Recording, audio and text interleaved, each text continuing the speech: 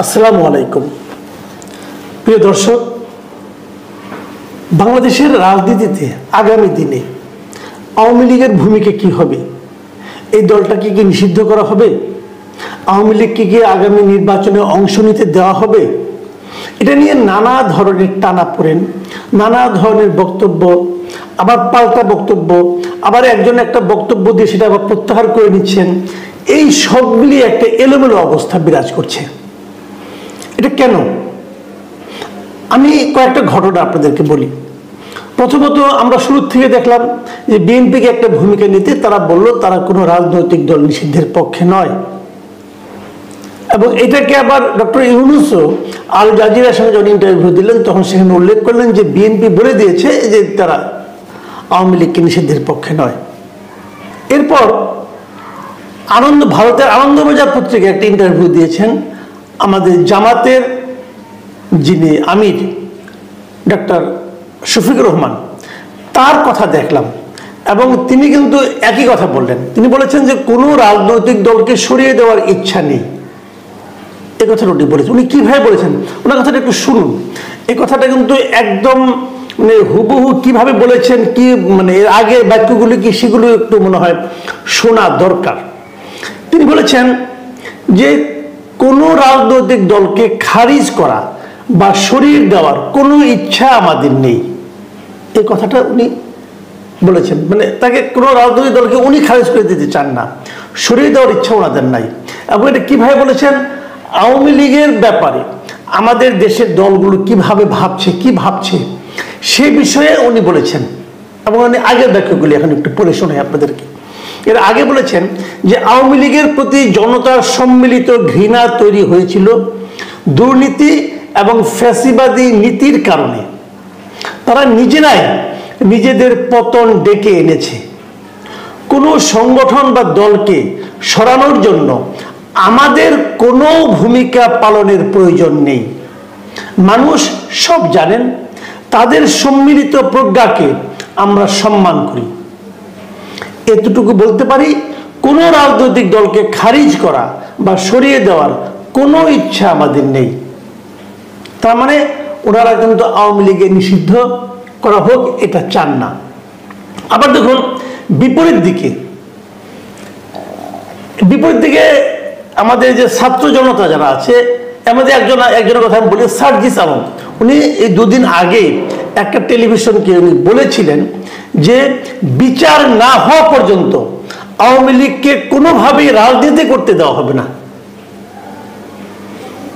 এই যে কথাটা উনি বলেছেন, এই কথাটার ইকো মানে প্রতিধ্বনি আমরা এবার শুনতে পেলাম ডক্টর ইউনূসের কণ্ঠে।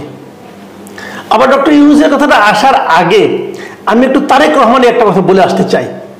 তারেক রহমানও কিন্তু গত 7ই নভেম্বরের যে ওনাদের যে বিপ্লব দিবস যেটা ছিল, বিপ্লব ও সংহতি দিবস উদযাপনের সময় উনি ভার্চুয়ালি একটা কথা বলেছিলেন। সেখানে উনি বলেছিলেন, দেখেন ওনার কথাটা শুনেন, যে ভোটের অধিকার নিশ্চিত হলে কোনো দল নিষিদ্ধ করার দায়ভার রাষ্ট্রকে বহন করতে হবে না। উনি আরো মানে একটা তাত্ত্বিক কথা বলেছেন যে যদি মানুষ ভোটটা ঠিক মতো দিতে পারে তাহলে রাষ্ট্রকে অথবা সরকারকে আগ বাড়িয়ে কোনো দলকে নিষিদ্ধ করার মতো দায় নিতে হবে না, জনগণই ভোট দিয়ে তাদেরকে বাতিল করে দিবে। এই কথাটা আমার কাছে কিন্তু খুবই গ্রহণযোগ্য মনে হয়। আমি যেটা বলছিলাম যে সার্জিসের কথার প্রতিধ্বনি ডক্টর ইউনূসের কথায় আবার শোনা গেল। কিভাবে শোনা গেল সেটাও বলছি। টাইম ম্যাগাজিন, মার্কিন যুক্তরাষ্ট্রের যে টাইম ম্যাগাজিন আছে, সে টাইম ম্যাগাজিনকে বৃহস্পতিবারের টাইম ম্যাগাজিনে এটা প্রকাশিত হয়েছে। সেখানে ডক্টর ইউনূসের একটা ইন্টারভিউ প্রকাশিত হয়েছে। সেখানে ডক্টর ইউনূস কি বলেছেন?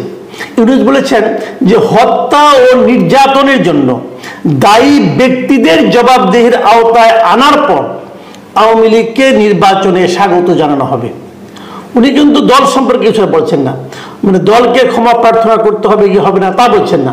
উনি বলছেন যে যাদের বিরুদ্ধে হত্যা ও নির্যাতনের অভিযোগ আছে তাদেরকে বিচারের আওতায় আনতে হবে, তাদের জবাবদিহির আওতায় আনতে হবে। আনার পর আওয়ামী লীগকে নির্বাচনে স্বাগত জানানো হবে। এটা শুনতে অনেকটা সার্জিসের কথা প্রতিধ্বনি মনে হলেও একটু কিন্তু তফাৎ আছে। এই জিনিসটি খেয়াল করার জন্য আজকের এই আলোচনাটা আমি অবতারণা করেছি। তফাৎটা এরকম উনি কিন্তু বলেন নাই যে হত্যা ও নির্যাতনের জন্য দায়ী ব্যক্তিদের বিচার সম্পন্ন হওয়ার পরে, তা কিন্তু বলেন নাই।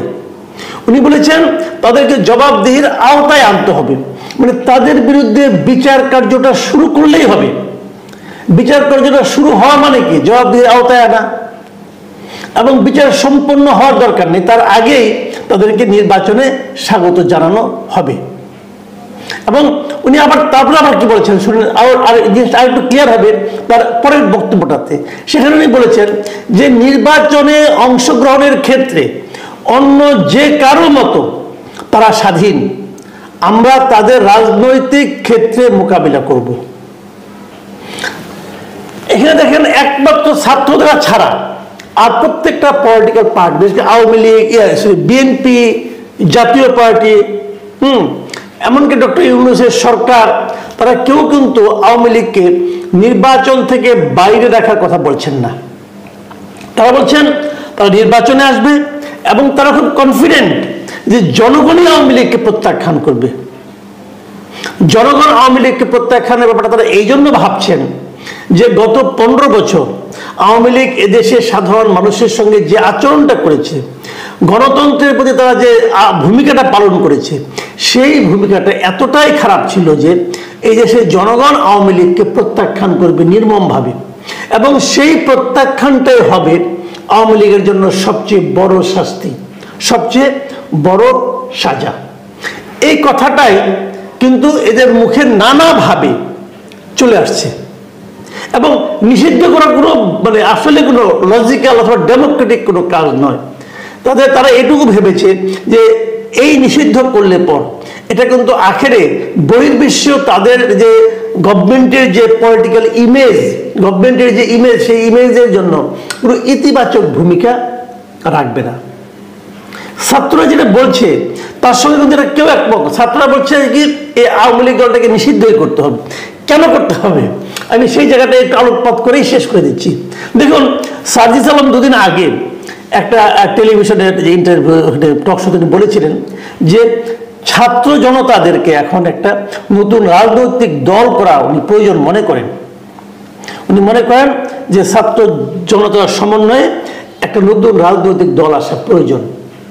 এই যে কথাটা, এই কথাটার মধ্যে আসলে নিহিত আছে যে কেন তারা আওয়ামী লীগকে নিষিদ্ধ করতে চান। তারা প্রত্যাশা করছেন যদি তারা এরকম একটা রাজনৈতিক দল গঠন করতে পারেন, তাহলে আওয়ামী লীগের যে ভোটগুলো আছে, যা নাকি নৌকা মার্কার কোনো প্রতীক নির্বাচনী ব্যালটে পাবে না, তাদের ভোটগুলো হয়তো তাদের এখানে আসতে পারে। আমার ধারণা এই জন্য তারা এটা বলছেন। কিন্তু প্রকৃত গণতান্ত্রিক প্রক্রিয়ায় এবং গণতন্ত্রে যেরকম হওয়া উচিত তার প্রতিফলন আমরা দেখতে পাচ্ছি বিএনপি, জামায়াতে ইসলাম এবং অন্তর্বর্তীকালীন সরকার প্রধানের কণ্ঠেও। প্রিয় দর্শক, আমারও মনে হয় আগামী দিনগুলোতে আমরা কি দেখব, আমার মনে হয় আগামী যে নির্বাচনটা হতে যাচ্ছে এবং এদের যে বক্তব্য আমরা শুনলাম, আলটিমেটলি তো এদের বক্তব্যটাই, এদের প্রতিফলন তো ঘটবে নির্বাচনে। আমার কেন যেন মনে হয় সার্জিস আলমরা অথবা ছাত্র জনতারা একটা যদি পলিটিক্যাল পার্টি করতেও পারে, যদি তারা করে, আমি তাদের স্বাগত জানাই যে আপনারা পলিটিক্যাল পার্টি করেন, দ্রুত করেন, দেরি করেন না ভাই, দ্রুত মাঠে নামেন। দ্রুত মাঠে নামলে এবং আপনাদের ইমেজ ভালো থাকতে থাকতে আপনারা পার্টি গড়ে তোলেন। সারা দেশে আপনাদের কিন্তু অনেক ফোর্স আছে, তাদের নিয়ে মাঠে নামেন, লোকজন স্টুডেন্টদের নিয়ে। আমার মনে হয় মানুষ একটা বিকল্প পার্টি খুঁজতেছে, হয়তো সেটা কাজে লাগতে পারে। কিন্তু পাশাপাশি আওয়ামী বিরোধী কথা বলে খুব একটা লাভ হবে বলে আমার কাছে মনে হচ্ছে না, কারণ আমার ধারণা আগামী নির্বাচনে আওয়ামী লীগ থাকবে। অন্ততপক্ষে বিএনপি, জামায়াত এবং ডক্টর ইউনূসের কথা শুনে আমার সেরকমই মনে হচ্ছে। প্রিয় দর্শক, এখন এই পর্যন্তই। আল্লাহ হাফিজ।